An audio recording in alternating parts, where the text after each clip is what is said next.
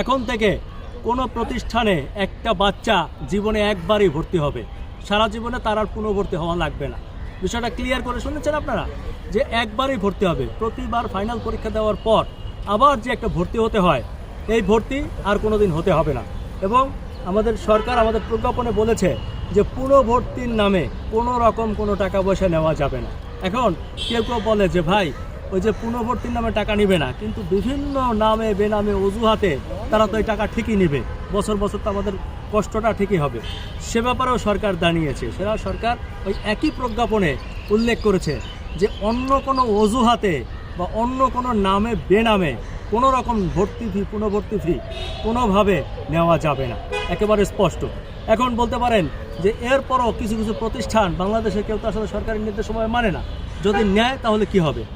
যদি এই নিষেধাজ্ঞার পরেও, এই প্রজ্ঞাপনের পরেও যদি কোনো প্রতিষ্ঠান পুনর্ভর্তি ফি নেয়, আমি আবারও বলছি, যদি কোনো প্রতিষ্ঠান পুনর্ভর্তি ফি নেয় তাহলে প্রজ্ঞাপনে স্পষ্ট উল্লেখ আছে ওই প্রতিষ্ঠানের প্রধান শিক্ষক এবং এই পুনর্ভর্তি ফির সাথে যারা যারা জড়িত প্রত্যেককে বরখাস্ত হবে, প্রত্যেককে বরখাস্ত করা হবে। সরকারি নির্দেশনা আমিও দৃঢ়ভাবে জানিয়ে দিলাম, যেটি কিন্তু মানতে হবে।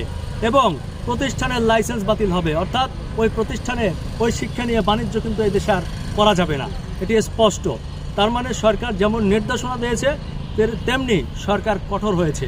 আমাদের বিশ্বাস যে এটি কার্যকর হবে। শুধু সরকার এখানেই শেষ করেনি, সরকার 3 সদস্যের একটি মনিটরিং সেল গঠন করতে বলেছে প্রত্যেকটা প্রতিষ্ঠানে, যারা নির্ধারণ করবে যে এখানে পুনর্ভর্তি ফি তো থাকবেই না, অন্য অন্য ফিগুলোও কি হবে। আপনারা জানেন যে বাংলাদেশে রিলেশন ফি, এসি ফি, ফ্যানের চার্জ, অমুক চার্জ, তমুক চার্জ নামে হাজারো চার্জ এবং ফি নেওয়া হয়। এই সবগুলো ফি মনিটরিং করবে প্রত্যেকটা স্কুলে, আলাদা আলাদা কমিটি করা হবে তারা।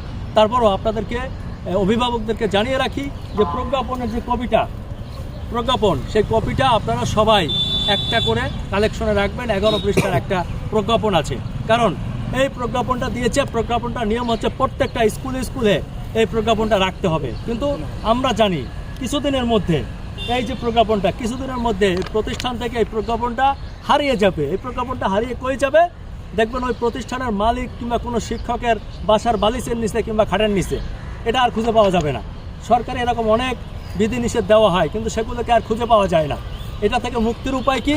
মুক্তির উপায় হচ্ছে আপনারা যারা অভিভাবকরা আছেন, আপনারা যারা সাংবাদিকেরা আছেন, আপনারা যারা সমাজের সচেতন মানুষ আছেন, মানবাধিকার কর্মী আছেন, প্রত্যেককে বলবো আপনারা সজাগ থাকবেন। এটা আজব একটা দেশ, এখানে না পিঠাইলে না আন্দোলন করলে কোনো কিছু আদায় করা যায় না। এখানে আপনি যদি একটা রিক্সায় ওঠেন, আপনি যদি রিক্সাওয়ালার সাথে বার্গেনিং না করেন, আপনার ভাড়া 10 টাকা বেশি রেখে দিবে। আপনি যদি একটা কাপড় চোপড় কিনতে যান, আপনি যদি বার্গেনিং না করেন, আপনার কাছ থেকে 150 টাকা বেশি রেখে দিবে, 100 টাকা বেশি রেখে দিবে। কারণ সব ক্ষেত্রে যেহেতু আমাদের বার্গেনিং করতে হয়, এডুকেশনও আমাদেরকে যখনই ফি চাইবে আপনারা বার্গেনিং করবেন। অভিভাবকদেরকে বলি আপনারা চ্যালেঞ্জ করবেন, এই কপিটা দেখাবেন যে প্রজ্ঞাপনে বলা আছে কোনো রকম পুনর্ভর্তি ফি নেওয়া যাবে না। এরপরও আপনারা যদি ব্যর্থ হন, গভর্নমেন্টকে জানাবেন, আইন শৃঙ্খলা রক্ষাকারীকে বাহিনীকে জানাবেন। আপনারা যদি একান্ত কিছু না পারেন আমারে ফোন করবেন, আমাদেরকে জানাবেন। আমরা সেই যথাযথ প্রতিষ্ঠানকে আইনের আওতায় আনার জন্য যা যা করা দরকার ব্যক্তিগতভাবে হলে আমি আছি, আমি সেটা করব। এবং বাংলাদেশে এই আইন ইনশাআল্লাহ কার্যকর হবে বা কার্যকর করে ছাড়ব। আপনারা জানেন যে বাংলাদেশে নতুন সরকার এসেছে এবং আমাদের সৌভাগ্য যে সেই সরকারের মাননীয় শিক্ষামন্ত্রী বর্তমানে যিনি এসেছেন, তিনি অত্যন্ত সজ্জন ব্যক্তি। তার সততার বহু উদাহরণ বাংলাদেশে আছে।